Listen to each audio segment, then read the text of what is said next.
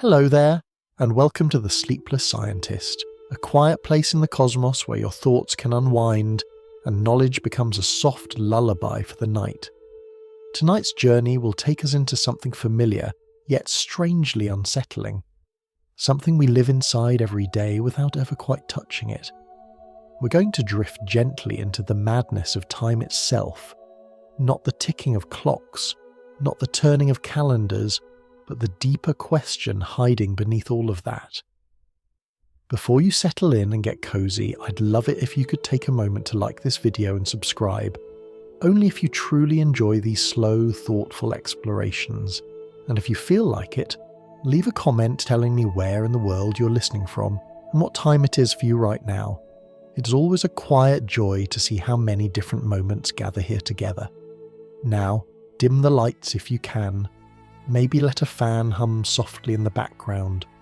Find a position where your body can rest without effort, and as we begin, remember, if your mind wanders, that's perfectly fine.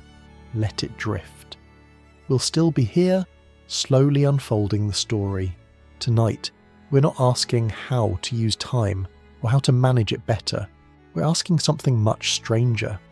What if time isn't what we think it is at all? What if it isn't a river flowing forward? What if it isn't even real in the way we assume? And with that quiet thought, let's begin. You've never had to prove that time exists. You've never needed evidence for it. You've never argued yourself into believing in it. Time has always been there, as far as you can remember. Morning follows night. Waiting feels longer than doing. Childhood feels distant and tomorrow feels unfinished. Even now, as you listen, there's a sense that something is moving forward, a feeling that this moment is slipping gently into the next. Time feels less like a concept and more like a background condition, like gravity, like air. You don't see it, but you live inside it. From the moment you wake up, time organizes everything. Alarms ring, coffee cools, messages arrive too late or too early. Your body carries subtle records of passing years, even when your memories blur together. We plan, regret, anticipate, and remember, all using time as the invisible framework holding those experiences in place. And because it's always present, we rarely stop to ask a very simple question. Is time actually doing something, or are we? We talk about time as if it flows. We say it moves faster when we're busy, slower when we're bored. We say it heals, steals, waits for no one. These phrases feel so natural that we rarely notice how strange they are.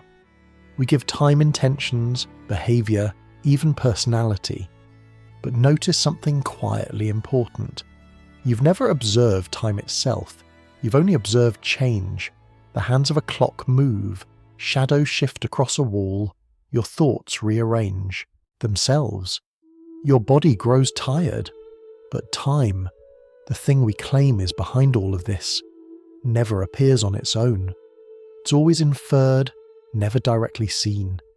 Imagine sitting in a completely dark room, perfectly still, with nothing changing at all. No sound, no movement, no sensation drifting into awareness. In that moment, would time still feel like it's passing? Or would the feeling of time fade with the absence of change? This question isn't meant to unsettle you. It's meant to soften something we normally hold very tightly. Because here's the quiet truth. Our certainty about time doesn't come from physics. It comes from habit. We experience life as a sequence, so we assume the universe is built that way, one thing after another, cause followed by effect, past behind us, future ahead. It feels so obvious that questioning it seems almost unnecessary, even childish. And yet, this assumption is doing a lot of hidden work. It tells us that the past is gone, that the future is open, that the present is a thin moving edge, slicing reality into what was and what will be. But none of these ideas are things we've ever measured directly. They're conclusions we've inherited from experience, not discoveries we've confirmed about the universe itself. Think about how you read a book. You move from page to page, line by line. The story unfolds in sequence. But the book, as a physical object, already contains every chapter. The ending isn't waiting to be written. It's already there, even if you haven't reached it yet. Your experience is sequential. The object itself is complete. What if time is more like that? What if the feeling of flow comes from how we experience reality, rather than how reality is structured? This idea might feel uncomfortable at first, because time feels personal. It feels intimate. It feels tied to aging, memory, loss, and hope. To question time can feel like questioning meaning itself. But tonight, we're not trying to take anything away from that meaning. We're simply loosening our grip on one assumption: the idea that time must be a moving thing, flowing independently of us. As we continue, we'll slowly discover that modern physics doesn't treat time the way our intuition does. In fact, at the deepest levels of our best theories, time becomes strangely quiet, sometimes flexible, sometimes absent, sometimes replaced by relationships rather than motion. But before we step into those ideas, it's important to notice where we started. We started with a feeling so familiar that we rarely question it, a feeling that everything moves forward, even when we're still. Tonight's journey isn't about proving that feeling wrong. It's about asking whether that feeling belongs to the universe, or to the way a human mind navigates it. And as that thought settles, gently and without urgency, we allow the next idea to begin forming on its own. There is something remarkably consistent about the way time feels. No matter who you are or where you live, moments seem to line up in the same direction. Thoughts appear, linger briefly, and then slip away. Sounds arrive, fade, and are replaced by silence. Even now, as you listen, there is a sense that this experience has a front edge, a quiet feeling that this moment is happening, while the one before it has already dissolved. We rarely question this sensation. It feels as natural as breathing. But let's slow it down, just a little. Ask yourself something gently, without trying to answer too quickly. Why does time feel like it moves forward at all? Not clocks, not calendars. The feeling of forward motion itself. When people describe time passing quickly or slowly, they're usually not talking about physics. They're talking about memory, about attention, about how densely moments are filled with change. A busy day collapses into a blur. A quiet hour stretches out and feels wide.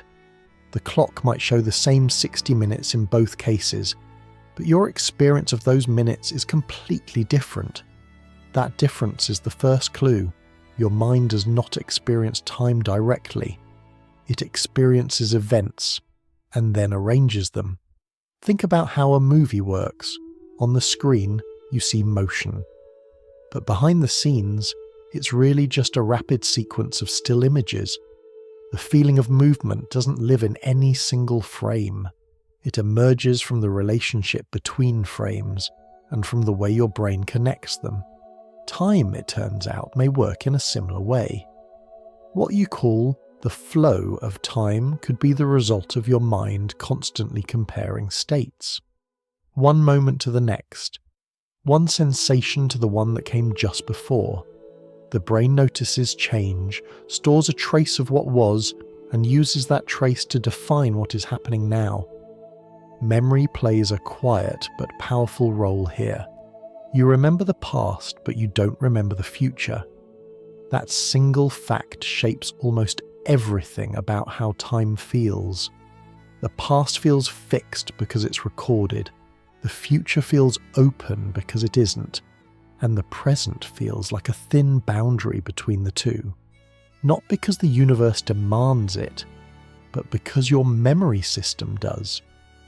Imagine for a moment what it would feel like if memory worked different. If you could remember tomorrow as clearly as yesterday. If future events were stored with the same emotional weight as past ones. The distinction between before and after would begin to soften. The arrow of time, that strong sense of direction, would lose much of its force. In other words, the arrow may not be something time is doing. It may be something your mind is constructing. Neuroscience gives us a gentle hint here. The brain doesn't contain a single internal clock that measures time passing. Instead, it builds a sense of time from change, from patterns of activity, from rhythms, from sequences. When nothing changes, the sense of time can fade almost completely. Long moments of stillness can feel timeless. Short bursts of intense change can feel eternal. This is why boredom stretches time and fascination compresses it.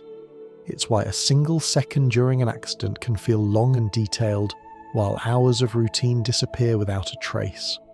The flow you feel is not the ticking of an invisible cosmic engine. It's the rhythm of your awareness moving from one state to another. Now consider something quietly profound. If the feeling of time's movement depends on memory, and memory depends on physical processes in the brain, then the arrow of time you experience may be deeply local, personal, biological. It may belong to you, not to the universe. That doesn't make it unreal. Pain is real, joy is real, music is real, but they don't exist everywhere, all the time. They exist where the right conditions allow them to appear. Time, at least as you feel it, may be similar. This idea doesn't deny physics, it simply shifts the question. Instead of asking why time flows, we begin asking why experience flows, why awareness seems to march forward, collecting moments as it goes. And this opens a subtle door. If the forward motion of time is tied to memory and perception, then the universe itself may not be moving through time in the same way we are. It may not be going anywhere at all. It may simply be, while creatures like us move through it by building stories from change. Think again of the book. You read it one line at a time, the story unfolds, characters age, events follow one another, but the book itself doesn't move. It doesn't travel forward through its own pages. The motion exists in the act of reading, not in the object being read. Your experience of time may be the act of reading reality. Each moment feels like it replaces the last because your mind is constantly updating its internal story. New information arrives, old information settles into memory, the story progresses. But nothing about this process guarantees that the universe itself is unfolding in the same way. As this thought settles, there's no need to push it further just yet. We're not trying to dismantle time, we're simply noticing where its strongest features might be coming from. The feeling of forward motion, the sense of before and after, the quiet confidence that the present is special. All of these may be grounded less in cosmic law and more in the architecture of experience. And as that realization gently takes shape, another question begins to form, almost on its own. If the feeling of time depends on perspective, on memory, on motion, on the way information is processed, then what happens when perspectives differ? What happens when now is no longer shared? That question doesn't need to be answered immediately. It can simply rest there, waiting, as we continue drifting deeper into the strange and beautiful problem of time. There is a quiet assumption hiding beneath almost every conversation we have about time. That assumption is this, that there is a single now we all share. It feels obvious. If you speak and someone listens, it seems like you are both inhabiting the same moment. If a light turns on, everyone in the room sees it happen together. The present feels like a common stage, wide enough to hold all of us at once. But this sense of togetherness begins to soften the moment we step back and look more closely. Consider something simple. When you look up at the night sky, you're not seeing the stars as they are now. You're seeing them as they were, some as they were years ago, some as they were thousands, even millions of years ago. The light from those stars has been travelling for a very long time before it reaches your eyes. In other words, the sky's a patchwork of different pasts, and yet you experience it all as a single present image. This already hints at something subtle. The now you experience is not a slice of the universe as it exists everywhere. It is a local construction, built from whatever information has had time to reach you. Even here on Earth, the idea of a shared present is more fragile than it seems. Sound takes time to travel.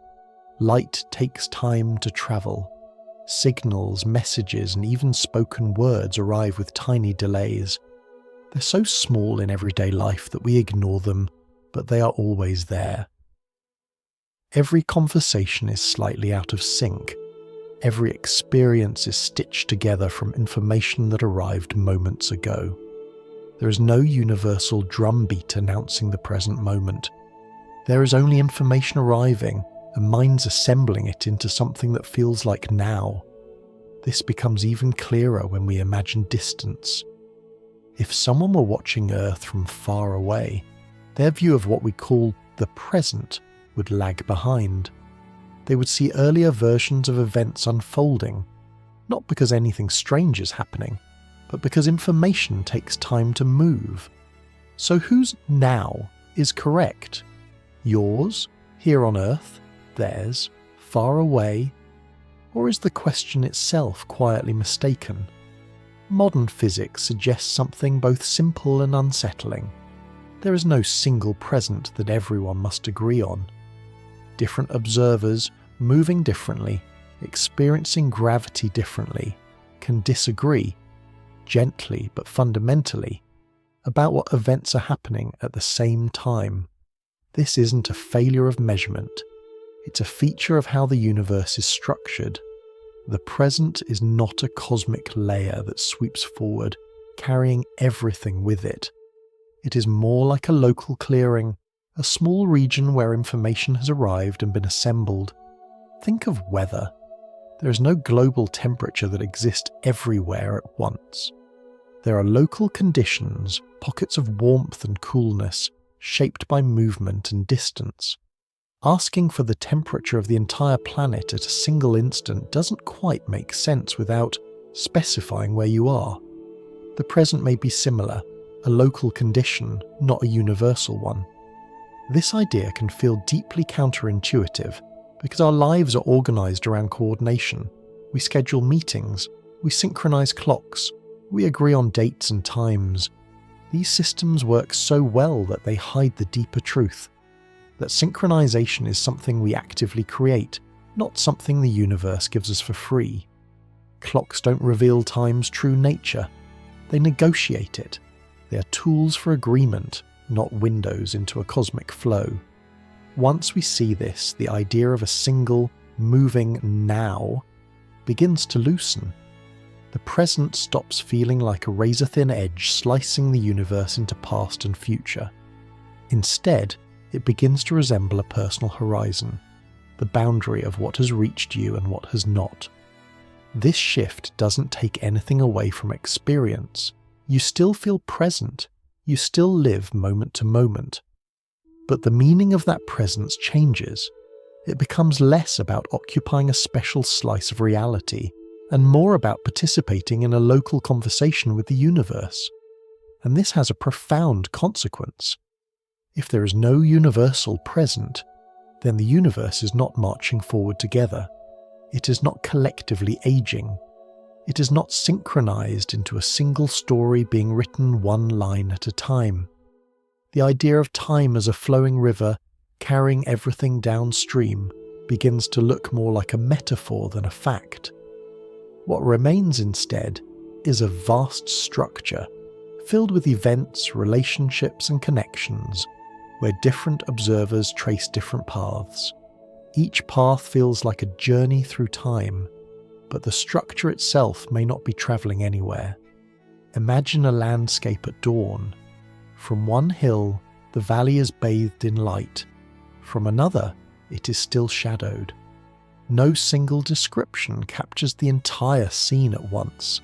Each viewpoint is correct, but incomplete. The present depends on where you stand. In this light, the present moment becomes something quietly remarkable, not because it is universally special, but because it is locally meaningful. It is the moment where your information arrives, where memory is updated, where experience is assembled. And once we accept that, another question begins to rise gently to the surface. If the present is not universal, if time depends on motion, distance, and perspective, then what is time really? Is it a thing the universe contains, or a way observers navigate a universe that may be far more still than it appears? That question doesn't demand an immediate answer. It simply opens a door. And beyond that door lies a version of time that bends, stretches, and sometimes disappears altogether. Not as a trick, but as a clue. And with that thought resting softly in the background, the story continues. Up to this point, time has already begun to feel less solid than it once did. The present is no longer universal. The feeling of flow seems tied to perception. And now, quietly and without drama, something even stranger enters the picture. Time does not tick at the same pace for everyone. This is not a metaphor. It is not a psychological trick. It is a physical feature of the universe. But let's approach it slowly, without equations or sharp turns. Imagine two people starting together side by side. They synchronize their watches, exchange a smile, and then go their separate ways. One stays behind, living a quiet, familiar life. The other begins to move, faster and faster, carried by motion, by distance, by a path that bends away from the ordinary. When they meet again, something unexpected has happened. They agree on almost everything. Where they started, what they experienced, how long the journey felt to each of them, but they do not agree on how much time has passed. One has aged more than the other. This is not an illusion. No one is mistaken. No clock is broken. Time itself has behaved differently along each path. At first, this feels impossible. Time, we assume, should be the one thing that stays the same for everyone. Distance can change, speed can change, perspective can change. But time?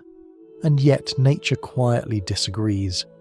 The deeper reason is surprisingly gentle. Time is not separate from motion and gravity. It is woven into them.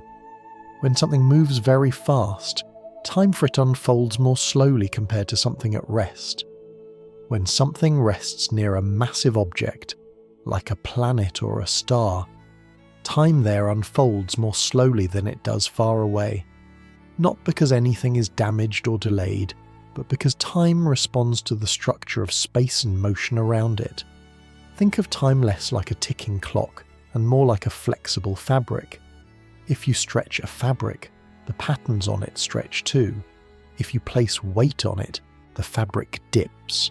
Nothing breaks, nothing stops. The pattern simply changes shape. Time behaves in much the same way. This idea doesn't come from imagination. It comes from careful observation. Even here on Earth, tiny differences in how time passes can be measured. Clocks placed higher above the ground tick very slightly faster than clocks at sea level. Devices orbiting Earth experience time differently than those resting on its surface. These differences are small, far too small to notice in daily life, but they are real enough that our technology must account for them. Systems that rely on precise timing quietly correct for these shifts, not because theory demands it, but because reality does. This is a subtle but powerful clue. If time were an absolute universal flow, these differences wouldn't exist. Everyone's clock would agree automatically, but they don't unless we force them to, which suggests something quietly radical. Time is not a master rhythm imposed on the universe. It is a participant. It changes with motion. It responds to gravity. It adapts to context. At this point, it becomes helpful to notice what is not happening. Nothing ever experiences its own time as slow. From the inside, everything feels normal. The person who moved fast did not feel delayed. The clock near a massive object did not feel heavy or strained. Each observer experiences their own time as smooth, steady, and ordinary. The differences only appear when paths are compared. Time, in other words, is relational. It does not exist as a single universal beat.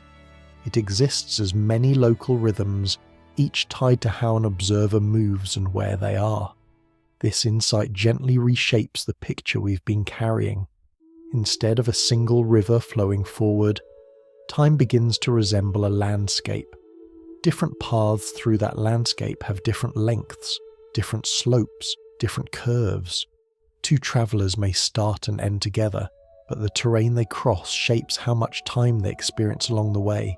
And importantly, none of those paths is privileged. There is no correct time that all others deviate from. Each observer's experience is valid within their own context. This matters deeply for what comes next, because once time is allowed to stretch and bend, once it becomes sensitive to motion and gravity, it becomes much harder to argue that time is a rigid, fundamental backdrop. It starts to look less like a stage and more like part of the play, something that participates in events rather than merely hosting them. And this opens the door to an even quieter thought. If time can behave differently depending on where you are and how you move, then it may not be a single thing at all. It may be a local expression, something that emerges from relationships rather than existing on its own. The universe, seen this way, does not carry one clock. It carries countless local clocks, each tracing a controller's slightly different rhythm. And as those rhythms diverge and converge, we begin to see that time is not simply something we move through. It is something that responds, it listens, it adapts. And once we accept that, the next idea arrives almost naturally. If time depends on motion and gravity, if it behaves differently in different places, then perhaps there is no single cosmic clock keeping track of everything at once. Perhaps the universe has no shared schedule at all. That thought can rest gently in the background as we continue our slow journey, deeper into a reality where time becomes less like a rule and more like a relationship. By now, time no longer feels like a single, steady rhythm playing everywhere at once. It stretches with motion, it softens near great mass, it keeps its own pace along each path, and quietly, almost without announcement, this leads to a deeper realization. There may be no shared clock for the universe at all. This idea can feel strange at first, because so much of our lives depend on coordination. We meet at agreed times, we count days together, we celebrate the same year turning over at midnight, watching the same numbers change. It feels as though the universe itself must be keeping track for us. But what we're really doing is something far more human. We are negotiating time. Every clock you've ever used is a tool for agreement. It doesn't reveal time's true nature. It helps communities stay aligned. When two clocks match, it doesn't mean they've tapped into a cosmic rhythm. It means they've been adjusted to agree. This works beautifully in daily life, but it hides a subtle truth. Clocks don't discover time, they impose structure on it. Imagine a large city at night. From above, you see countless lights switching on and off. Each building follows its own schedule. Some offices stay lit late. Some homes go dark early. There is no single switch controlling them all, just many local decisions loosely coordinated. Time in the universe may look very similar. Each observer carries their own rhythm shaped by motion and gravity.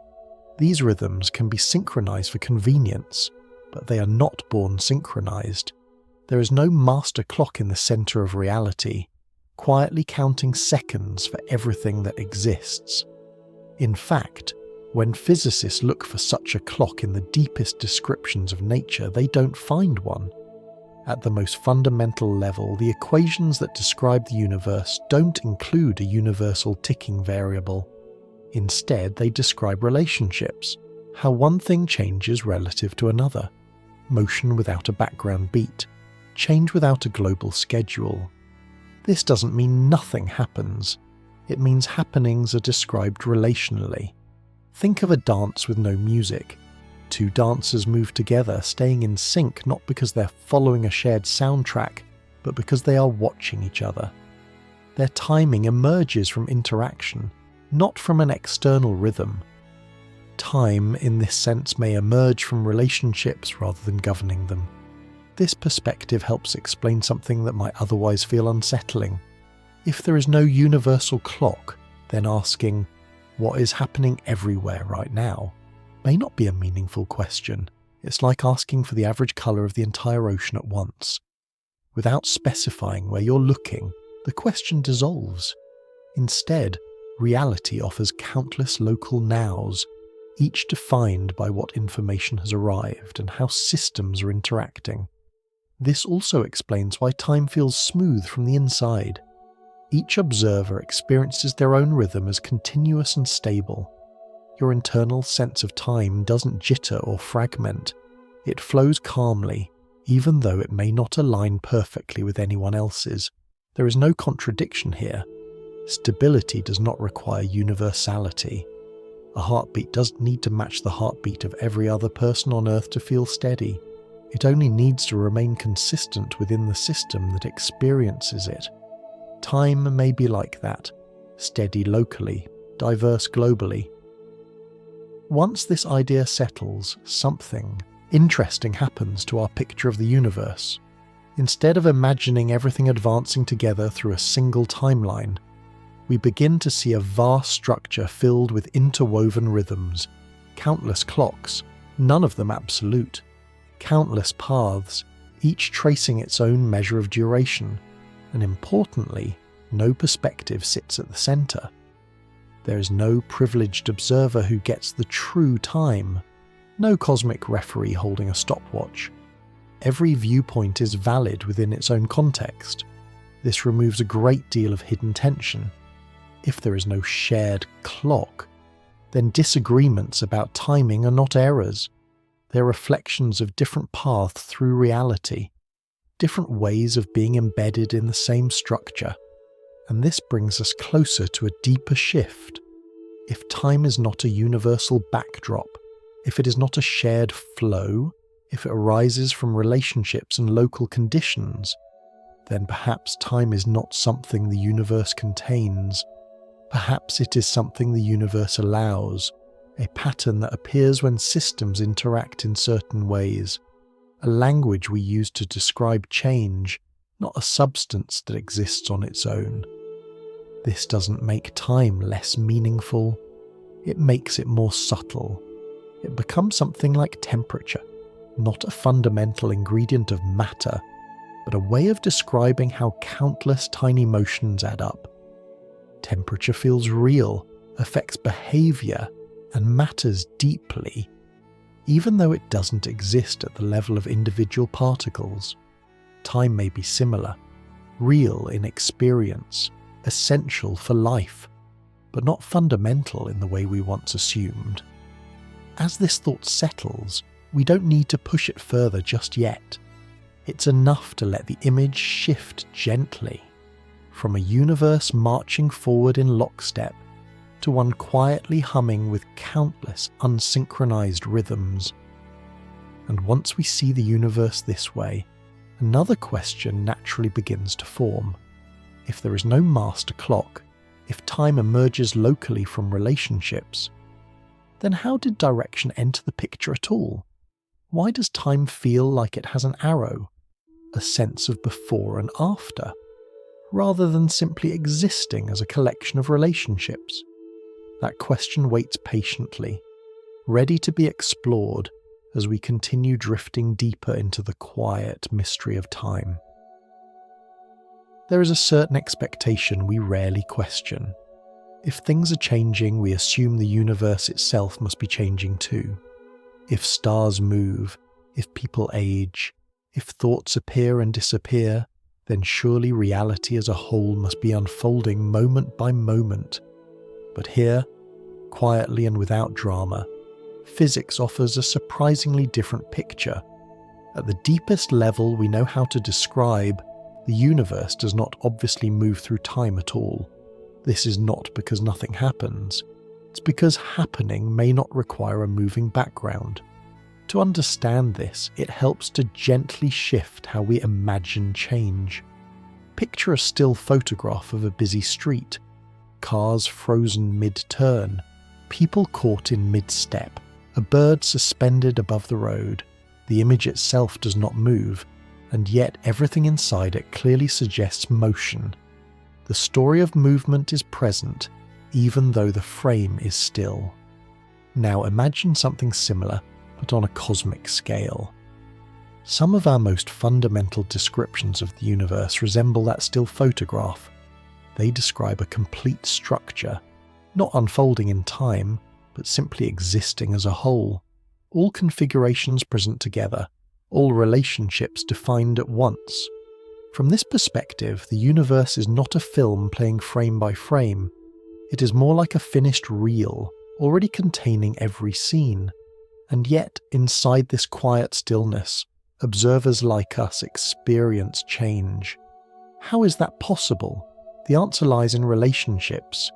Even in a globally static structure, parts of the system can relate to each other in ways that feel dynamic. One part can serve as a reference for another. One configuration can be compared to another. Patterns can emerge that look, from the inside, like progression. Think again of the book. The book itself does not change. It sits quietly on a shelf. But when you read it, the story unfolds. Characters grow. Tension builds. Time seems to pass. The movement exists in the relationship between you and the text, not in the text itself. In a similar way, the universe may not be doing time globally. Time may appear only when one part of the universe is used to describe another. This idea feels strange because we're used to thinking of time as a background ingredient, something that must be present before anything else can happen. But here, time emerges as a tool of comparison, change without a changing background, motion without a moving stage. This perspective becomes especially useful when physicists try to describe the universe as a whole. When they attempt to write down the most complete descriptions possible, time often fades from view. What remains are relationships, how configurations fit together, how patterns coexist, how structures align. The universe, seen this way, is calm, not empty, not dead, just complete. And within that completeness, countless local stories unfold. This may help explain something that has always felt a little mysterious. Why does time feel so steady from the inside, even if it behaves so strangely when compared across different paths? Because each observer traces a consistent route through the structure. Each experience follows a coherent sequence. From within that sequence, time feels smooth and reliable. Even if the larger picture contains no global motion at all, it's like walking through a city. The city exists all at once. Every street, every building, every corner. But your walk through it feels like a journey. You turn corners, you pass landmarks, you experience progression, even though the city itself is not rearranging itself for you. Your movement creates the experience of sequence. In this sense, time may be less like a river carrying everything forward and more like a path traced through a landscape that already exists. This view also softens many of the tensions we feel when trying to reconcile different theories. The idea that time might disappear at the deepest level doesn't mean time is an illusion in everyday life. It simply means that time may not be fundamental. Just as a map does not contain motion, but still allows journeys, the universe may not contain time in its core description, but still allows experiences of change. And once this idea is allowed to rest, something subtle happens. Change becomes contextual. Instead of asking, what is the universe doing right now? We begin asking, what is changing relative to what? Instead of imagining reality advancing, we imagine relationships rearranging. This shift doesn't remove mystery, it deepens it. Because if the universe is globally still, then the familiar sensation of time passing becomes something remarkable. It becomes a local phenomenon, something that happens where information is compared, where memory accumulates, where observers exist. Time in this light becomes intimate. It is not the universe rushing onward. It is the universe being read, one comparison at a time, and that realization prepares us gently for the next idea, which waits just beyond the edge of this calm. If the universe itself may be timeless at its deepest level, if motion and change emerge locally from relationships, then the arrow of time, that strong sense of direction from past to future, cannot be built into the foundation of reality. It must come from somewhere else. And that somewhere else turns out to be both familiar and surprising, rooted not in cosmic motion, but in patterns of order and disorder that quietly shape how stories unfold. By now, the universe has begun to feel quieter. Not empty, not frozen, just calm in a way we're not used to imagining. And within that calm, another expectation slowly loosens its grip. The idea that the laws of nature themselves are pushing time forward. It feels natural to assume they must be. After all, everything we experience seems to move in one direction. Eggs fall and break, but never leap back into shells. Smoke spreads through a room, but never gathers itself neatly again. We grow older, not younger.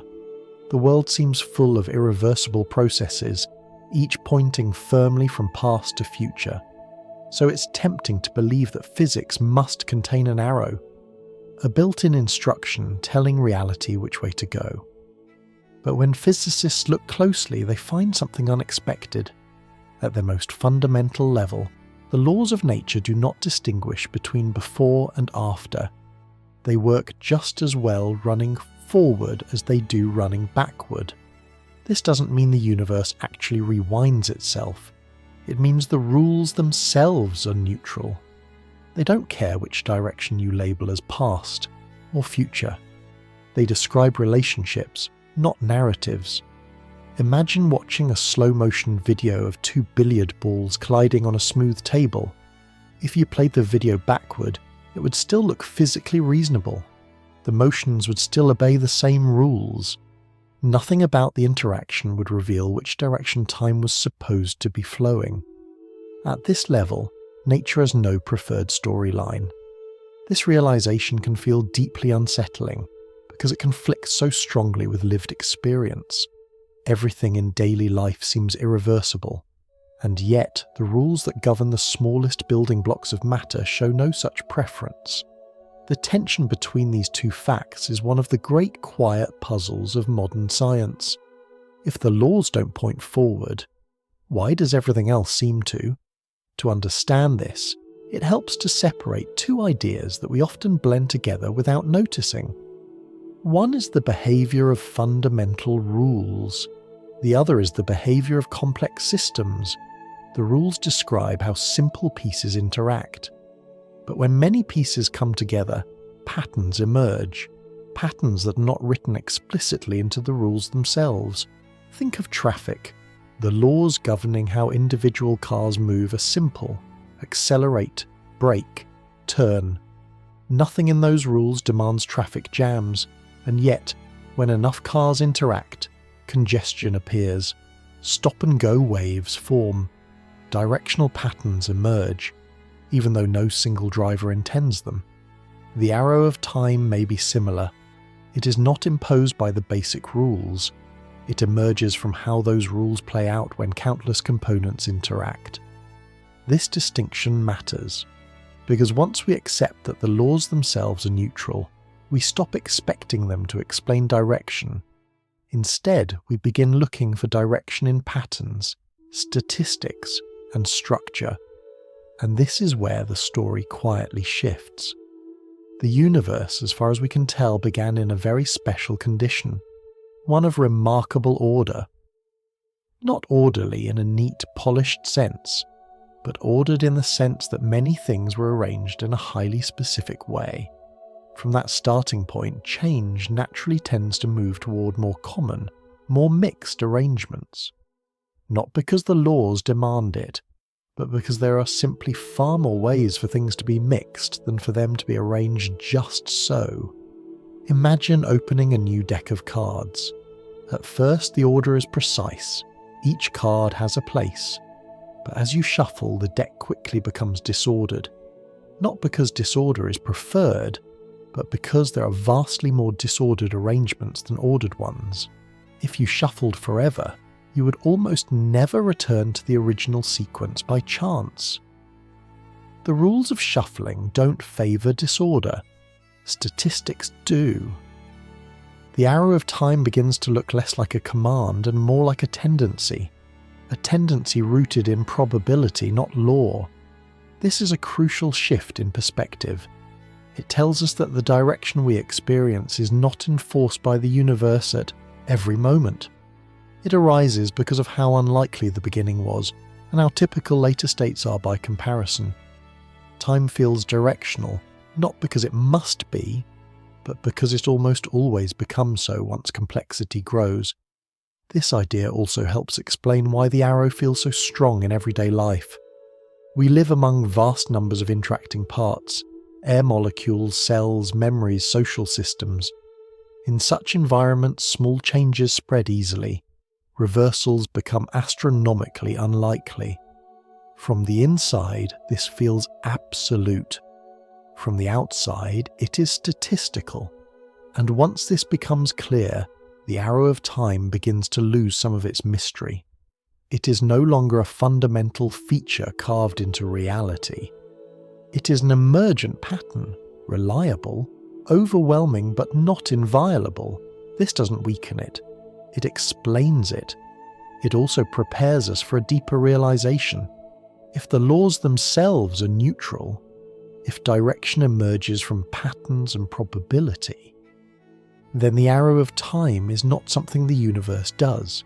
It is something the universe tends toward, and tendencies, however strong, are not the same as necessities. This is why time can behave so strangely in extreme situations, why it stretches and bends, why it may even disappear at the deepest level. The arrow is not holding reality together, it is riding on top of it. As this thought settles, gently and without urgency, we find ourselves standing at the edge of another question. If direction is not fundamental, if it arises from order giving way to mixing, then what exactly is doing the mixing? What is it about the universe that makes some arrangements rare and others common? That question leads us into a quiet but powerful idea, one that connects time's arrow not to motion or law, but to the subtle accounting of order, disorder, and information. And with that curiosity resting softly in the background, we continue. By now, the arrow of time has begun to feel less like a command and more like a habit. The laws of nature don't insist on a direction. They don't push the universe forward. They simply describe how things relate. And yet, everywhere we look, time seems to lean the same way. So where does that leaning come from? The answer often arrives wrapped in a word that sounds technical and intimidating, but whose meaning is surprisingly familiar. Entropy. Instead of treating it as a formula or a number, let's approach it as a feeling you already know. Imagine walking into a room that has just been cleaned. The surfaces are clear, objects are in place, everything feels intentional. Now imagine living in that room for a week without tidying up. Shoes drift toward corners, papers spread across tables, cups gather near the sink. Nothing dramatic happened. No force pushed things into disorder. Life simply unfolded. Entropy is a way of describing that unfolding. It is not about chaos in a dramatic sense. It is about likelihood, about how many ways something can be arranged. Neat arrangements are rare. Mixed arrangements are common. When systems are left to themselves, they tend to move from rare states toward common ones. Not because they must, but because there are more of them. Think of a drop of ink falling into a glass of water. At first the ink is concentrated, clearly defined. Over time it spreads. The water becomes evenly tinted. You never see the reverse. The ink spontaneously gathering itself back into a single drop, not because the laws forbid it, but because the odds are unimaginably small. Entropy in this sense is a measure of how spread out things are, and the arrow of time begins to emerge right here. As things spread, mix, and disperse, the universe moves from states that are unusual to states that are typical, from tightly arranged to loosely distributed, from specific to general. This progression gives us direction. We remember the past because it was more ordered. We anticipate the future because it will almost certainly be more mixed. Time feels like it has a direction because the universe has a history of becoming more ordinary. This idea is both simple and profound. It tells us that time's arrow is not driven by motion, or by force, or by intention. It is driven by probability, by the quiet mathematics of what usually happens when many pieces interact. But here's the subtle part. Entropy does not create time. It only explains why time, once experienced, feels like it has a direction. The arrow points from lower entropy to higher entropy, from rarer arrangements to more common ones. But entropy itself does not require time to exist. It requires only that we compare states, one arrangement to another, one pattern to the next. This comparison can happen locally, inside a system, without invoking a global clock. And this brings us to something quietly important. The arrow of time is not something we observe directly. We infer it from records, footprints in sand, memories in the brain, photos in an album. All of these are traces of past states preserved in present ones. They exist because entropy allowed certain structures to form and persist long enough to be recorded. Without records, direction would fade. Imagine a universe where nothing leaves traces.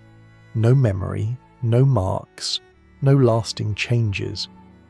In such a place, the distinction between past and future would lose its meaning. There would be change, perhaps, but no story. Entropy allows stories to exist. It creates the conditions under which information can be stored, compared, and remembered. And from that, the sensation of time's flow emerges. But it's important not to push this idea too far. Entropy explains why we experience direction. It does not explain why time exists in the first place. This distinction matters because it prevents a common misunderstanding. Time is not flowing because entropy increases. Entropy increases within time-like descriptions because of how systems tend to behave. Entropy gives time a slope. It does not build the landscape. This is why entropy can feel so powerful in everyday life, yet remain absent from the deepest rules. It governs the behavior of large, complex systems, like rooms, oceans, atmospheres, and living beings. But it does not dictate the behavior of the smallest building blocks. At the deepest level, everything remains neutral. Direction emerges only when we zoom out. This also explains why the arrow of time feels so reliable. Once systems become large and interconnected, the statistical tendencies become overwhelming. Reversals are not impossible in principle, just fantastically unlikely. So unlikely that, for all practical purposes, they never happen, and from the inside never feels absolute. But the universe is not enforcing that absoluteness. It is simply offering far more ways to move forward than backward. As this idea settles, something gentle happens to our understanding of time. The arrow becomes less mysterious, less forceful, less commanding. It becomes a quiet consequence of how complexity behaves when it is allowed to unfold, and this prepares us for the next step in the story. Because once we see entropy as a statistical tendency, not a fundamental driver, another realization comes into focus. Entropy itself depends on how much information we ignore. It depends on how we group details together, on what we choose not to track. And that means the arrow of time may be tied not just to physics, but to perspective, to what can be known and what cannot.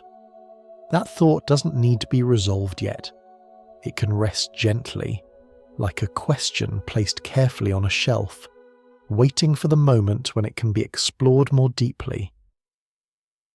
Entropy has given time a direction, but it has not given time its existence. This distinction is easy to miss because entropy feels so powerful in everyday life.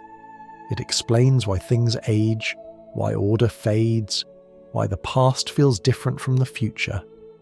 Once you learn about it, it's tempting to let entropy do all the work, to imagine that time itself flows because disorder increases. But here, quietly and without contradiction, the picture becomes more subtle. Entropy explains why change tends to go one way.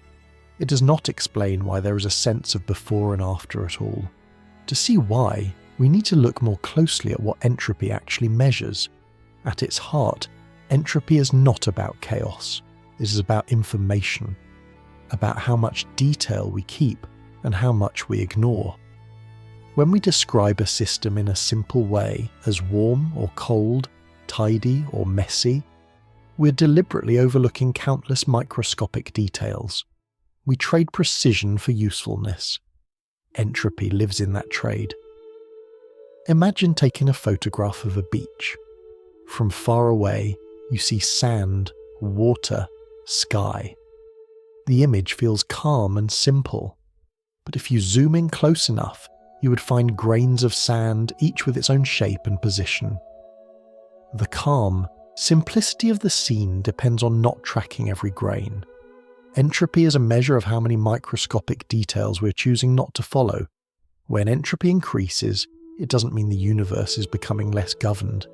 It means that information is becoming more spread out, more difficult to track, more diluted across many possibilities. This is why entropy depends so strongly on perspective. If you had perfect knowledge of every tiny detail in a system, the arrow of time would begin to blur. Processes would look reversible. Mixing and unmixing would become symmetrical descriptions. The distinction between past and future would lose its sharp edge. The arrow appears because we do not have that knowledge. We describe the world in broad strokes. We group details together. We summarize. And in doing so, we introduce direction. This does not mean entropy is subjective in a casual sense. It is not a matter of opinion. But it does mean that entropy is relational. It depends on how a system is described and what level of detail is considered relevant. Time's arrow, then, is tied not just to physics, but to description. It emerges when systems are viewed from the outside, at a scale where details are smoothed over and patterns dominate. This insight quietly shifts the foundation again. If entropy depends on how much information is ignored, then time's direction may depend on limits. Limits on knowledge, limits on resolution, limits on what can be stored and remembered. The arrow of time may exist because no system can track everything. This idea feels abstract, but its consequences are familiar. You remember the past in fragments. You never remember every detail. You never recall every moment. Memory compresses experience. It selects. It discards. And in doing so, it creates a narrative with direction. The same thing happens in physical systems. Records are created, footprints, fossils, photographs, memories, but they are always incomplete.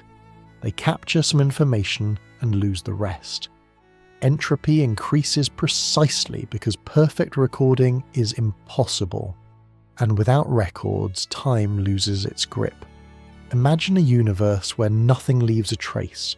No memory, no marks, no persistent structures. In such a universe, events might still occur, but they would not line up into a story. Without records, there is no past to contrast with the present and no future to anticipate. Time, as we experience it, requires memory, and memory requires entropy. But here is the crucial point. Memory requires entropy, but time does not arise from entropy. Time-like ordering can exist without an arrow. Relationships can exist without direction. Sequences can be described without preference. Entropy adds asymmetry. It does not add existence. This distinction helps resolve a subtle confusion. When we say the universe began in a low entropy state, we're not saying that time began there. We're saying that the arrow of time began there, that the conditions for directional experience were set. Time itself, whatever it is, may not have had a beginning in the same sense. This is why some of the deepest theories of the universe describe everything as existing together, without reference to time at all. Time reappears only when parts of the universe are compared, summarized, and recorded. In this view, entropy is not the engine of time. It is the reason time feels like a story. And stories, by their nature, depend on what is remembered and what is forgotten. As this idea settles, it gently prepares us for the next step. If the arrow of time depends on how information is spread and lost, if direction arises from limits on knowledge, then time itself may be something that appears when systems become entangled, when they become correlated in ways that allow comparison. Time may not live in motion or disorder, but in relationships. That realization opens the door to a quietly remarkable idea, that time can emerge even in systems that, taken as a whole, do not change at all. And with that thought resting softly in the background, we continue onward. By this point, time has grown quieter. It no longer feels like a river rushing forward. It feels more like a pattern, something that shows up when parts of the universe pay attention to one another. And here, gently and without turning technical, we arrive at one of the most surprising ideas in modern physics. Time can appear even when nothing is ticking. Imagine a universe with no clocks at all. No seconds, no minutes, no shared beat marking progress. At first, this sounds like a place where nothing could happen. Without time, how could anything change? But change does not always need a metronome. Consider two dancers standing in a silent room. There is no music, no rhythm imposed from outside. And yet, as they begin to move, something remarkable can happen. They watch each other. They respond. One motion invites another. A pattern forms. From the inside of that interaction, there is a sense of sequence, of before and after, even though no song is playing. Time, in this case, is not a background. It is a relationship. This image captures the heart of the idea we're exploring. In some of the deepest descriptions of nature, the universe as a whole does not come with a built-in clock. There is no master hand sweeping forward, and yet, within that timeless whole, parts of the universe can still experience something that feels like evolution. How? By comparing themselves to each other. One part of a system can act as a reference for another, not as a clock in the usual sense, but as a marker of change. When one part shifts in a predictable way relative to another, a sequence emerges. From the inside, that sequence feels like time passing. This is not time flowing through the universe. It is time appearing inside a relationship. Think of a shadow moving across a wall. The wall itself is not a clock. The sun is not a clock. But when the position of the sun changes relative to the wall, the shadow moves. And by watching that movement, you can tell a story about before and after. You can say, earlier the shadow was here, now it is there. Time appears in the comparison. In a similar way, systems in the universe can become linked so tightly that their changes mirror one another. When this happens, each system can use the other as a reference. Neither needs an external timer. The relationship itself provides the sequence. This idea can feel abstract, so it helps to slow down and keep it grounded. Imagine two hourglasses sealed inside a box. You cannot see the sand directly, but you can observe how the glasses affect each other, perhaps by their weight shifting or by subtle vibrations. Even without watching the sand, you could infer that something is progressing, simply by tracking how one glass relates to the other. The sequence is real, even though no external clock is visible. What's remarkable is that this kind of relational time can exist even when the overall system is perfectly still from the outside.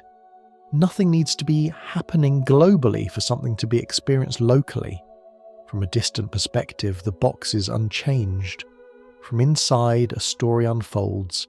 This gently reinforces something we've been circling for a while now. Time does not have to be fundamental to be real. It can emerge when systems become correlated, when their states are linked in a way that allows comparison, when information is shared, when one part can meaningfully say something about another.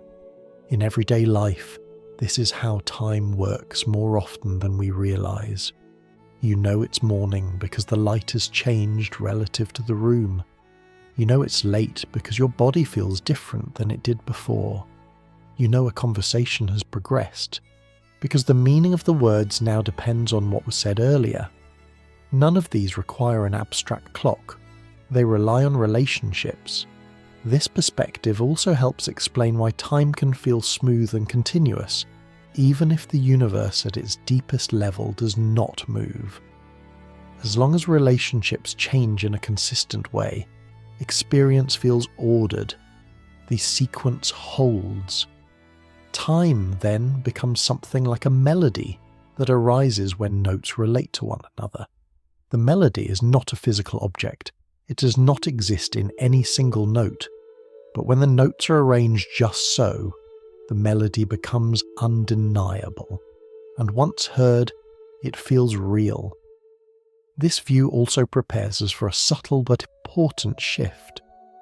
If time emerges from relationships, then it may not exist everywhere in the same way. Some regions of the universe may be rich in correlations, full of interacting systems that give rise to strong sequences. Other regions may be sparse, quiet, and almost timeless. Time may not be evenly spread across reality. It may be something that appears where there is enough structure to support it. This does not make time fragile. It makes it contextual, like a conversation that exists only while people are speaking, or a dance that exists only while bodies move in response to one another. The moment the interaction stops, the pattern dissolves, not because it was fake, but because it depended on relationship. As this idea settles, it gently reshapes how we think about change. Change does not require a ticking universe, it requires connection. And with that realization, a deeper question begins to take shape, one that grows naturally out of this relational view. If time can emerge from relationships without a background clock, what about cause and effect? Do causes always come before effects? Or can the order itself become flexible, shaped by context rather than enforced by a timeline? That question waits just ahead, ready to be explored, not as a puzzle to solve, but as a quiet invitation to rethink how sequence itself might work. Once time begins to feel relational, Another assumption quietly comes into view. We tend to believe that causes must always come before effects. It feels obvious. You flip a switch and the light turns on. You drop a glass and it shatters. The order seems fixed, unquestionable, woven into reality itself. But this sense of order may be doing more work than we realize, because while everyday experience strongly suggests a sequence, the deeper descriptions of nature are far less insistent about it. In some situations, the universe appears to care about consistency far more than it cares about order. To approach this idea gently, it helps to pause and consider what causality really means. At its core, causality is not about clocks, it is about coherence. An effect must make sense given its cause. Information must not contradict itself. The universe must remain internally consistent, but none of this strictly requires a fixed timeline. Imagine two friends agreeing to meet, but neither decides who will arrive first. They simply agree that when one arrives, the other will follow shortly. From the outside, you might later discover that either could have arrived first, depending on the path they took. The order is flexible, the agreement is not. Consistency survives without a rigid sequence. In some physical systems, something similar appears to happen. Events are linked, but the order in which they occur is not always settled in advance. Instead, the sequence becomes something that depends on context, on how the system is observed, interacted with, or measured. This doesn't mean the universe is confused. It means the universe is subtle. Cause and effect remain connected. They simply do not always line up in a single, universal order. To make this more intuitive, think of a conversation between two people speaking softly over a poor connection. Sometimes you hear the response before you fully catch the question. The meaning still emerges even if the order feels slightly scrambled. The coherence of the exchange matters more than the precise sequence of sounds. The conversation makes sense because the information fits together. In certain carefully arranged situations, nature seems to behave in a comparable way. Events are correlated so tightly that asking which one happened first becomes less meaningful than asking whether the overall pattern is consistent. This is a quiet but powerful shift. It suggests that time ordering is not always the foundation of causality. Instead, causality can be understood as a network of relationships that must agree with one another, regardless of how they are labelled in time. Think of a jigsaw puzzle. You don't assemble it by placing pieces in a strict order. You place pieces where they fit. The final image emerges from consistency, not sequence. Whether you place the corner pieces first or last does not change the picture. Causality may work in much the same way. Events must fit together. They must agree. But the universe may not insist on a single way of lining them up. This idea can feel unsettling at first because it challenges a deeply ingrained habit of thought. We are storytellers. We prefer beginnings, middles, and ends. We want a clear direction. But nature is not required to tell stories the way we do. It is only required to avoid contradictions. This perspective also helps explain something important. Even when the order of events becomes flexible, it does not allow paradoxes or logical chaos. Information cannot be sent in ways that create contradictions. Effects cannot appear without causes that support them. The universe remains careful, even when it loosens its grip on sequence. Order in this sense becomes negotiable. Logic does not.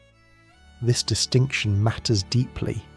It tells us that the familiar timeline, past leading to future, may be a convenient structure rather than an absolute necessity. A useful way of organizing experience, but not the only one the universe permits. In most situations, sequence is stable. Causes precede effects in a clear, reliable way. That's why everyday life feels orderly. That's why planning works. That's why memories form. But in special circumstances, when systems are deeply interconnected and information is shared in subtle ways, the universe appears willing to relax the rules of ordering while keeping the rules of consistency intact. This realization brings a sense of calm rather than confusion. It suggests that the universe is not fragile. It does not break when our intuitions fail. It simply operates with a richer vocabulary than we're used to. And importantly, this does not undo the reality of time in daily life. It does not erase sequence from experience. It simply shows that sequence is not the deepest ingredient holding everything together. The deeper ingredient is coherence, patterns that make sense, stories that don't contradict themselves, relationships that fit together even when their order is not fixed in advance. As this idea settles, it quietly prepares us for the next step. If causality can survive without a strict timeline, if order can soften while logic remains firm, then perhaps time itself is not the substance we imagined. Perhaps it is a label we apply to organize relationships that would exist even without it. That thought does not demand immediate agreement. It simply opens space. And in that space, a gentler, simpler view of time begins to take shape, one that treats time not as a thing, but as a way of keeping track. And with that soft transition forming naturally, we continue. By now, time no longer feels like a solid object. It doesn't feel like a river you're being carried along by. It doesn't feel like a machine ticking somewhere behind the scenes. It feels quieter, more subtle. And here, almost naturally, another idea comes into view. What if time isn't a substance at all? What if it isn't something the universe has, but something we use? Think about temperature. Temperature feels very real. It changes behavior. It shapes decisions. It can comfort or harm. And yet, temperature is not a thing you can point to on its own. It doesn't exist inside a single molecule. It emerges when many particles move together, and we summarize their behavior with a single number. Temperature is a description. Time may be similar. There is no evidence that time comes in pieces. No smallest unit you could hold in your hand. No particle of time drifting through space. No field of time pushing events forward. What we find instead are changes, and our attempts to keep track of them. Time, in this view, becomes a label, a way of saying, this happened in relation to that, a method for organizing experiences into a sequence that makes sense to us. This doesn't make time meaningless, it makes it practical. Consider page numbers in a book. Page numbers are incredibly useful. They help you navigate the story, they allow you to reference events, they give structure to reading. But page numbers are not the story itself. They don't cause the plot. They don't create the characters. They simply help you keep track of where you are. Time may play a similar role. It helps us organize change without being the source of that change. When you say something happened earlier, you're not pointing to a force that pushed it there. You're placing it in a relationship. When you say something will happen later, you're not invoking a future substance. You're marking a position in a sequence. Time, in this sense, is bookkeeping. A way of keeping records consistent. A way of aligning memories, expectations, and observations. A way of making sense of change without needing change to explain itself. This perspective helps resolve many of the tensions we've encountered along the way. If time is a label rather than a substance, then it makes sense that the deepest laws don't include it explicitly. They don't need to. They describe relationships directly. Time appears later, when those relationships are summarized and compared. It also explains why time can behave so differently in different contexts, why it stretches, bends, or fades. Labels are flexible. They adapt to what they're describing. They don't enforce structure. They reflect it, and it explains why time feels so smooth from the inside. Labels don't need to be perfect to be useful.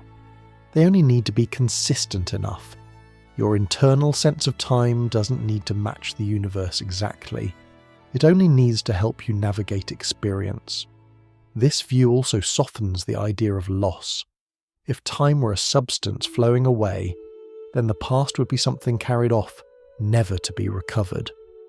But if time is a way of labeling relationships, then the past is not gone in that sense. It remains part of the structure. What changes is your position relative to it. The pages you've read in a book don't disappear when you turn to the next one. They remain part of the book. You simply aren't reading them right now. This doesn't undo memory or longing. It doesn't deny change or aging. It simply reframes them. You're not being pulled forward by time. You're tracing a path through relationships, and that path feels like motion because you experience it sequentially. This idea also helps us understand why time feels so natural, even though it may not be fundamental. We evolved to track change, to notice patterns, to anticipate what comes next. Time as a label fits perfectly into that need. It becomes second nature, almost invisible. We don't experience time directly. We experience differences and label them. This doesn't make time a mistake. It makes it a tool, a remarkably effective one. And like all tools, it works best within certain limits. When we push it too far, when we treat time as a flowing substance rather than a descriptive framework, confusion begins to appear. We ask questions like, where did the past go? Or can we go back? Or what is time made of? And those questions may be misplaced, not because they're foolish, but because they're built on the wrong assumption. If time is not a thing, it cannot be travelled through in the way places can. It cannot be cut, rewound, or stored. It can only be used to describe how things relate. This doesn't strip time of wonder, it deepens it. Because it suggests that the universe does not need a ticking mechanism to host experience. It only needs structure, relationship, and consistency. Time appears when those elements are present, and fades when they are not required. As this idea settles, it gently prepares us for the questions that have hovered at the edges of this entire journey. If time is a label, if it is not a flowing substance, then what happens when we treat it like one? What kinds of misunderstandings emerge when we imagine time as a river rather than a map?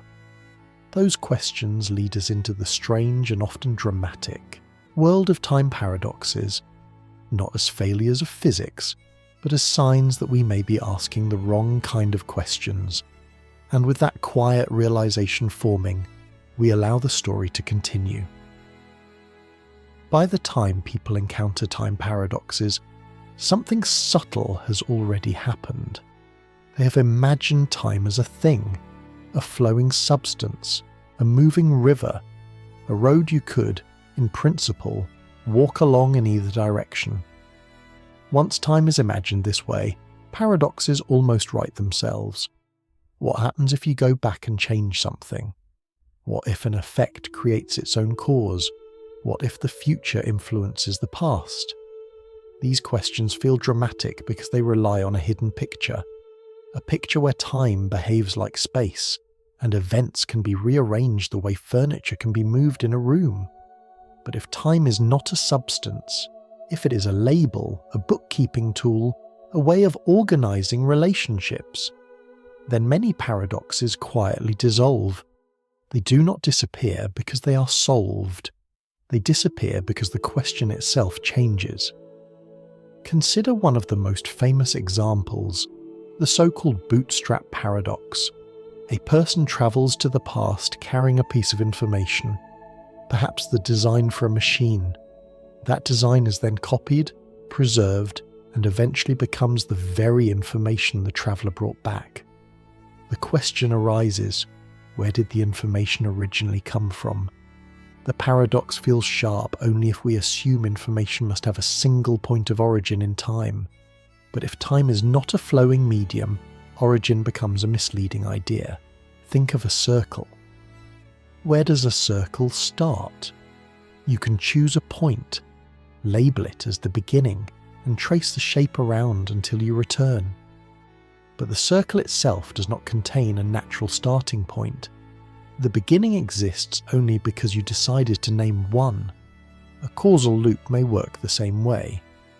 The information exists as a consistent pattern. Asking for its first appearance is like asking for the first point on a circle. The question presumes a linear structure that the pattern does not possess. The universe does not need every pattern to have a beginning. It only needs patterns to be consistent. Another familiar example is the predestination paradox.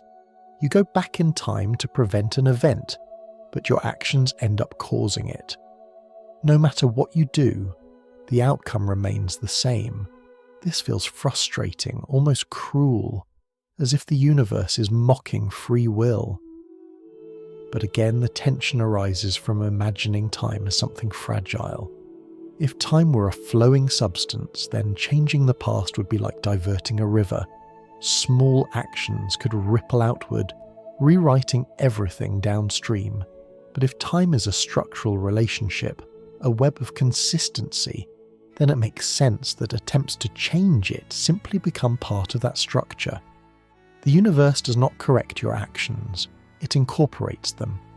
What looks like resistance is actually coherence. The outcome does not remain fixed because the universe is stubborn. It remains fixed because the pattern already includes your intervention. From a broader perspective, nothing is being altered. The structure remains self-consistent. This perspective transforms paradoxes from threats into clues. They reveal the limits of a certain mental model. They show us where our intuition about time stops matching how reality seems to be organized. Another common source of paradox is the idea of causal loops, situations where cause and effect chase each other in circles. These are often treated as logical disasters, as if they must break reason itself. But loops are not contradictions. A contradiction says, "This cannot be true." A loop says, "This refers to itself." Self-reference can be strange, but it is not inherently inconsistent. Language contains it. Mathematics contains it. Thought itself contains it. The problem only appears when we insist that cause must always come before effect in a single, global order. Once that insistence is relaxed, the loop becomes just another stable pattern. Like a whirlpool in a river, the water flows, yet the pattern persists. The whirlpool does not violate the river's motion, it exists within it. Time paradoxes may be similar, not violations of reality, but stable configurations within a broader structure that does not demand linear order everywhere. This does not mean that anything goes. Consistency still matters. Paradoxes that would create genuine contradictions, situations where information both exists and does not exist, remain forbidden. The universe does not allow broken logic. It simply allows patterns that do not fit our everyday storytelling habits. And this is an important emotional shift. Time paradoxes are often presented as frightening or absurd. They are framed as evidence that time travel would destroy reality, or that the universe is deeply unstable. But seen through a softer lens, they tell a different story. They suggest that time is more robust than we assumed. It does not shatter under unusual patterns. It does not unravel when loops appear. It simply refuses to contradict itself. The paradox, then, is not in the universe. It is in our expectations. We expect time to behave like a fragile sequence that can be pushed, pulled, and reordered. When reality does not comply, we label the result a paradox. But if time is a way of organizing relationships rather than a thing that moves, then many of these problems were never problems at all. They were category errors, questions asked in the wrong language. As this realization settles, something quietly reassuring emerges. The universe is not constantly on the verge of logical collapse.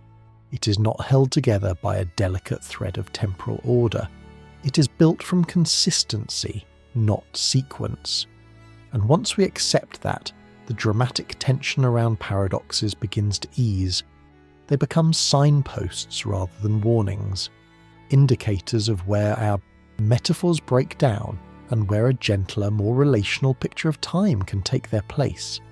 This prepares us for the next step. If paradoxes arise because we treat time as something fragile, then what happens when we push that assumption to its limit? What happens when we try not just to create loops, but to actively change the past? That question brings us to a deeper boundary, not one enforced by fear or mystery, but by the quiet resilience of reality itself.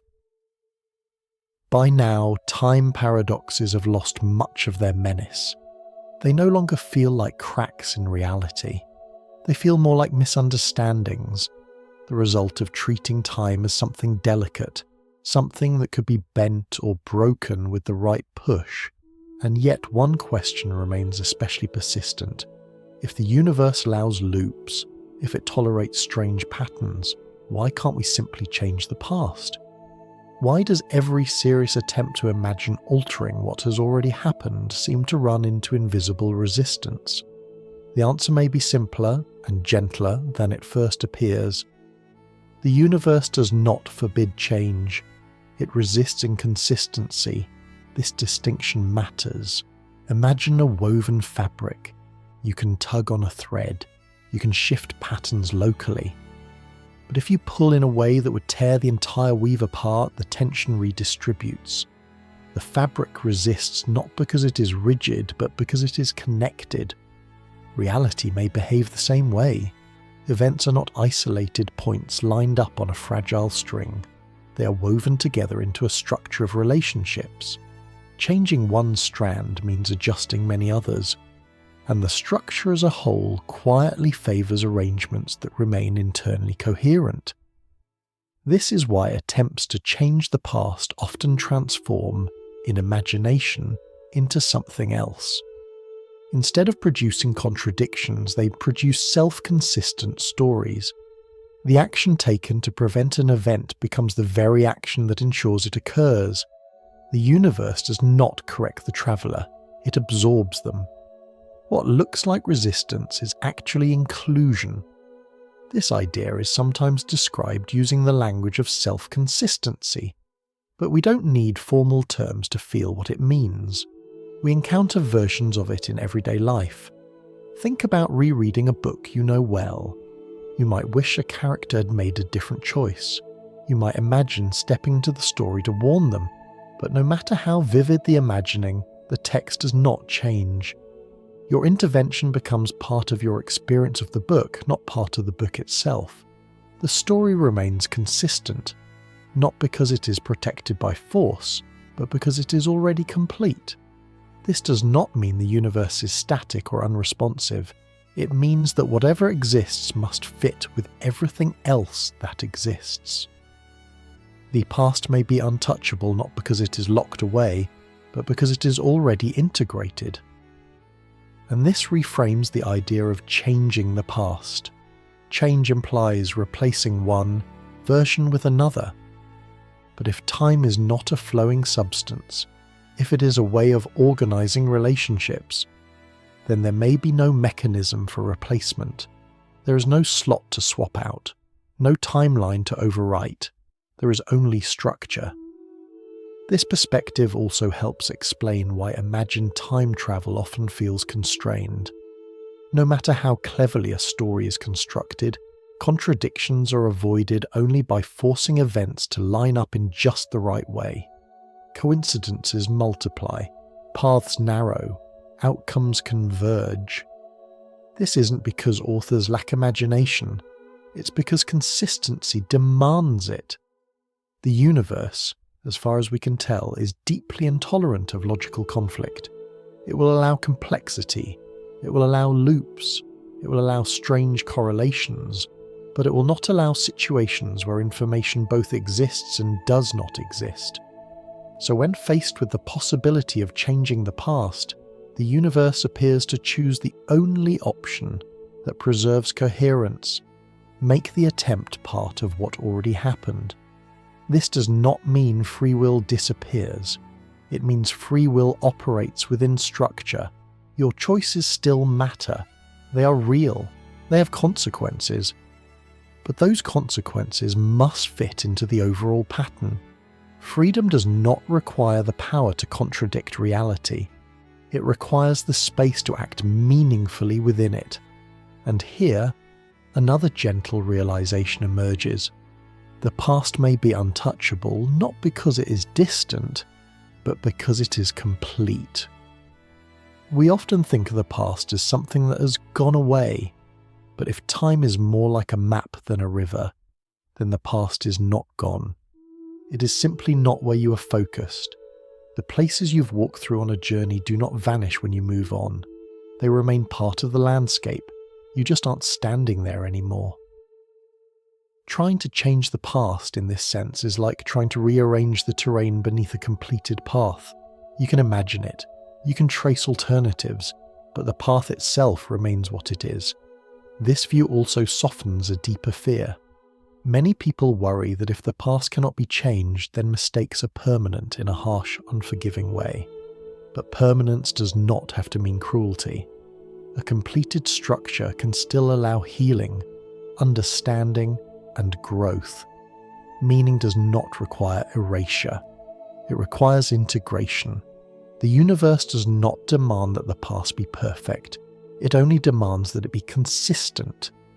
And consistency, surprisingly, is what allows memory, learning, and identity to exist at all. If the past were endlessly rewritable, nothing could be trusted. Records would dissolve. Meaning would fracture. Experience would lose continuity. The untouchability of the past may not be a limitation. It may be a gift. A quiet guarantee that what has shaped you will not evaporate beneath your feet. That the ground of experience remains stable enough to stand on, reflect upon, and grow from. As this idea settles, something calm replaces the urgency of paradox. The universe is not fragile, it is patient. It does not panic when confronted with unusual patterns. It simply insists that whatever exists must fit with everything else.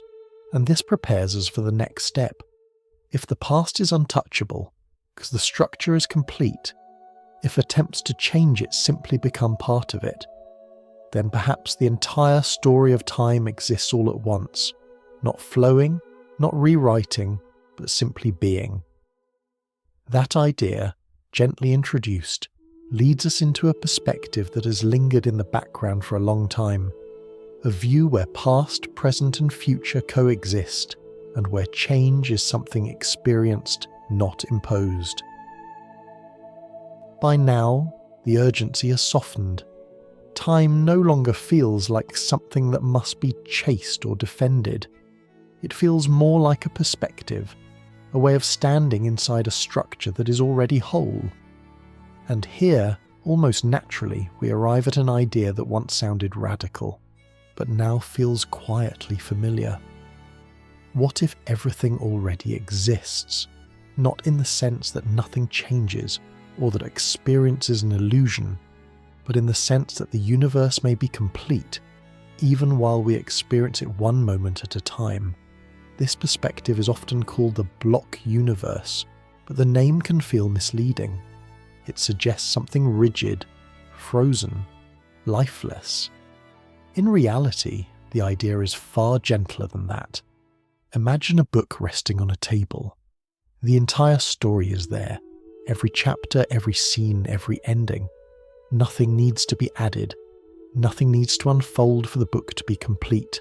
And yet, when you read it, the story feels alive. Characters change, tension builds, surprises arrive. The experience of progression exists, even though the structure itself is whole. The block universe suggests that reality may work in a similar way. Past, present and future are not stages that come into being one after another. They are different regions of a single structure. What changes is not the structure, but our position within it. This does not mean the future is already decided in the way we usually fear. It means that decisions themselves are part of the structure. Your choices are not added later. They are woven in. Nothing is overwritten. Nothing is erased. Everything fits. This view also helps explain why attempts to go back and change the past feel so incoherent. If the universe is not a moving timeline but a complete pattern, then there is nowhere to go back to. There is only movement within the structure, not revision of it. Trying to rewrite the past becomes like trying to rewrite earlier pages of a book while still holding the same copy in your hands. You can imagine alternatives. You can reflect. But the pages themselves remain what they are. This doesn't make experience meaningless. It makes it local. From the inside, each moment still matters. You still feel uncertainty. You still make choices without knowing what comes next.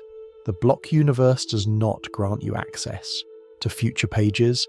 It simply says those pages exist, unread, unknown, but not unreal.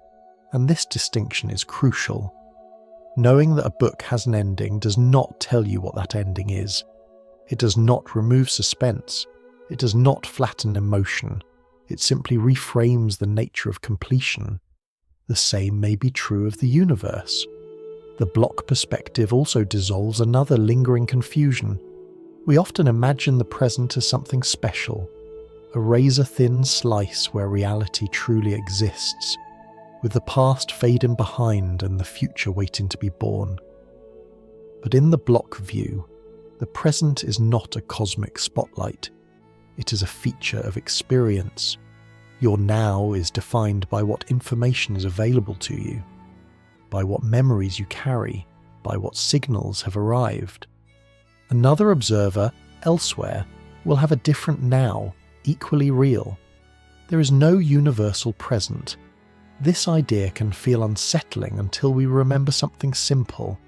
There was never a universal present to begin with. We invented the idea because it felt intuitive, not because it was required by reality. The block universe simply removes an assumption we quietly carried all along. And in doing so, it offers a strange kind of peace.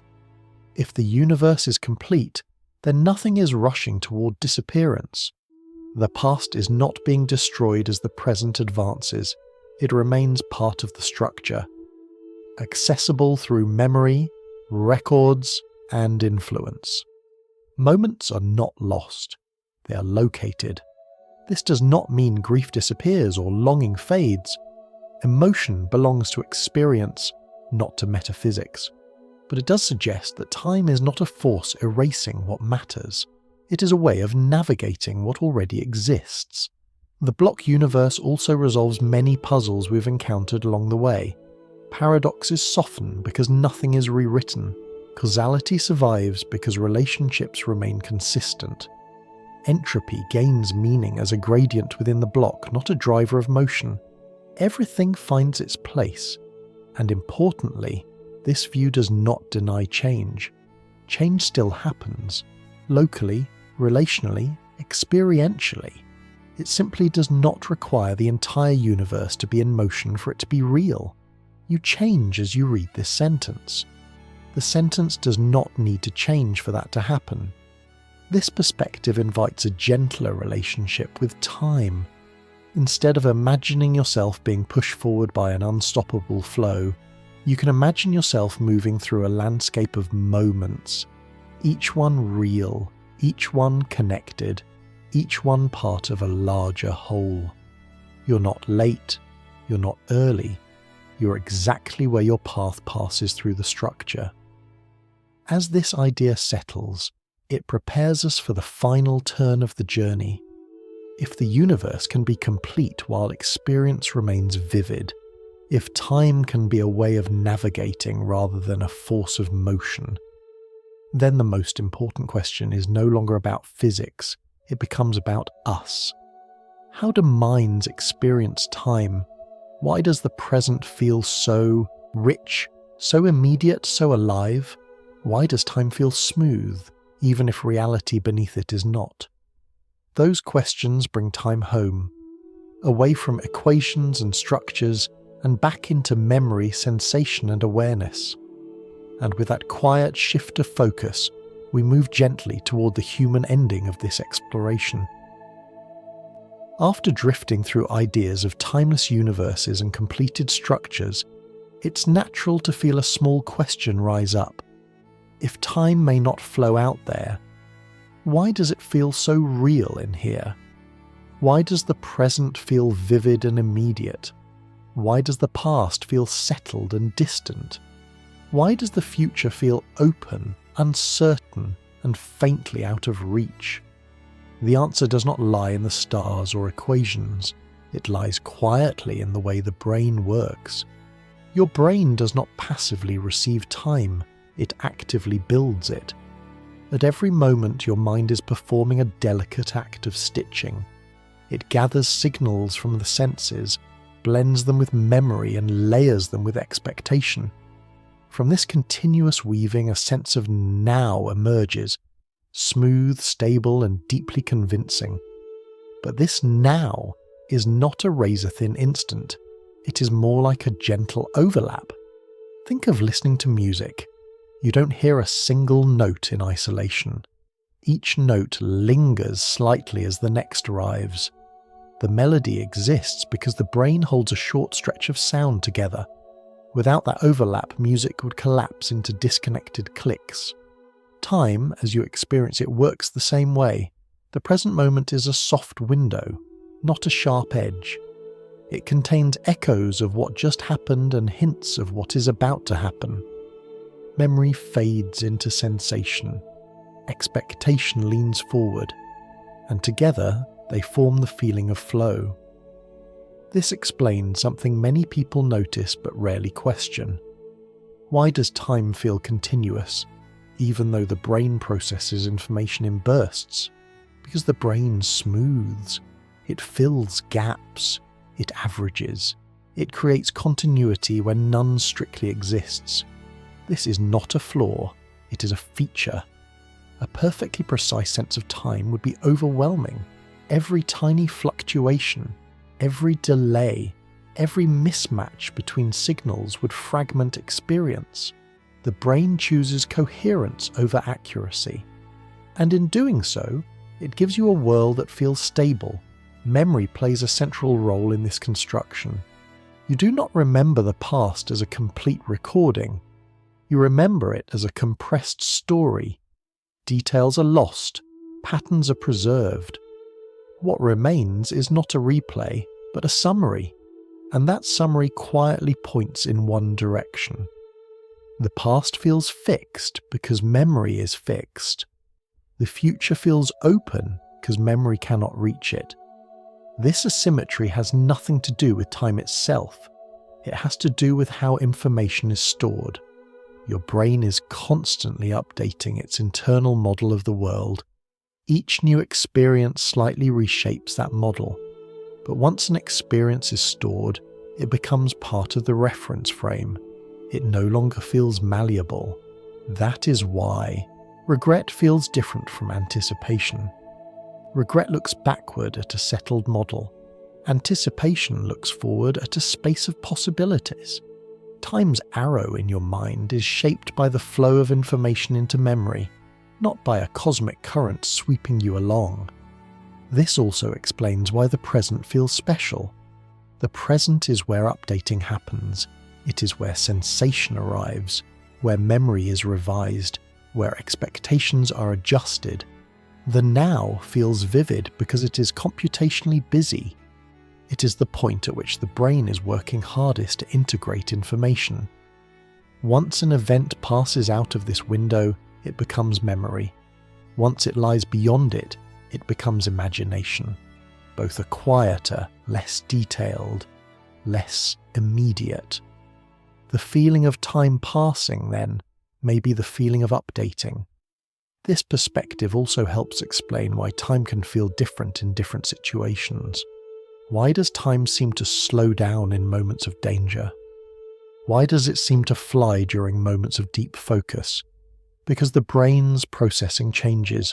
When attention sharpens, more detail is captured. Memory becomes denser. Looking back, the interval feels longer because more information was stored. When attention relaxes, fewer details are recorded. The same duration feels shorter in hindsight. The clock does not change, the brain does. And this reinforces a quiet truth. Time, as you live it, is inseparable from consciousness. Without memory, there is no past. Without expectation, there is no future. Without sensation, there is no present. Time is not something the brain detects. It is something the brain assembles. This does not mean time is fake. It means it is experiential. Just as colour exists at the intersection of light and perception, time exists at the intersection of change and awareness. The universe provides patterns. The brain turns them into flow. And this is where the journey gently turns inward. All the grand ideas, timeless universes, relational clocks, self-consistent structures, converge here in the simple fact that experience needs continuity. The brain is not interested in metaphysics. It is interested in survival, learning, and meaning. To do that, it builds time, smoothly, reliably, quietly. As this realization settles, the sense of mystery does not disappear. It softens. Time becomes less like an external force acting on you, and more like a shared creation, a meeting point between the universe's structure and the mind's need to understand it. And this prepares us for the final thought. If time emerges where memory exists, if flow appears where experience is stitched together, then perhaps time exists only where something can remember. That idea does not close the story. It gently brings it home. At the end of this long, quiet journey, time no longer feels like a problem demanding an answer. It feels like a relationship. We began with questions that sounded sharp and unsettling. Is time real? Is it fundamental? Could it loop, break, or be rewritten? But along the way, something softened. The questions did not disappear, they transformed. Time stopped behaving like a thing, and began to feel like a meeting point, a place where structure and experience touch. Throughout the universe, change happens. Patterns shift, relationships rearrange. None of this requires a flowing river called time. None of it demands a universal clock. What it requires is comparison, one state relating to another, one configuration referencing the next. But comparison alone is not enough to create the feeling of time. For time to feel real, something must be able to notice change. Something must be able to remember. This may be the quiet heart of the matter. Time, as lived and felt, seems to appear wherever memory exists, wherever information is carried forward, wherever the past leaves a trace that the present can consult. Without memory, there is no past. Without anticipation, there is no future. Without awareness, there is no present. What remains is change without story. Imagine a universe filled with motion but no record. Particles collide, fields fluctuate, structures form and dissolve, but nothing remembers, nothing stores information, nothing compares now to before. In such a universe, events still occur. But time, as we know it, does not. There is no narrative, no direction, no sense of passing. Time, then, may not be woven into reality itself. It may be woven into experience. This idea does not shrink time. It elevates it. Because it means time is not a cold, external force pressing down on existence. It is a delicate achievement, something that arises when the universe becomes complex enough to reflect on itself, when matter organizes, when systems interact, when memory takes hold. In that sense, Time is not what moves the universe forward. It is what connects moments together. This perspective also dissolves the fear that first drew us toward paradox. If time is not a fragile flow, then it cannot be broken by loops or imagined travel. Paradoxes fade because nothing is being overwritten. Nothing is being undone. There is only structure, consistency, and perspective. The past is not erased by the present. The future is not rushing toward existence. They are all part of a larger pattern. And within that pattern, experience traces a path. This does not mean your life is predetermined in the way stories sometimes suggest. It means your choices are part of the structure. They are not imposed afterward. They are not forced from outside. They matter because they are real. Not because they change a flowing timeline, but because they define the shape of the path itself. Seen this way, free will and structure are not enemies. They are collaborators. The universe provides possibilities. Experience selects a path. Memory stitches it into a story, and that story feels like time. Perhaps this is why time feels most vivid where life is richest, where memories accumulate, where relationships deepen, where moments matter enough to be remembered. Time thickens around meaning. A long wait feels longer than an idle hour. A joyful moment feels fleeting. A painful one stretches. These are not distortions of some perfect external clock. They are expressions of how deeply experience is being woven. Time bends where memory bends. And that brings us to a final, gentle thought. If time exists only where something can remember, then time is not everywhere. It blooms where there is awareness. It fades where there is none. It grows richer as complexity grows.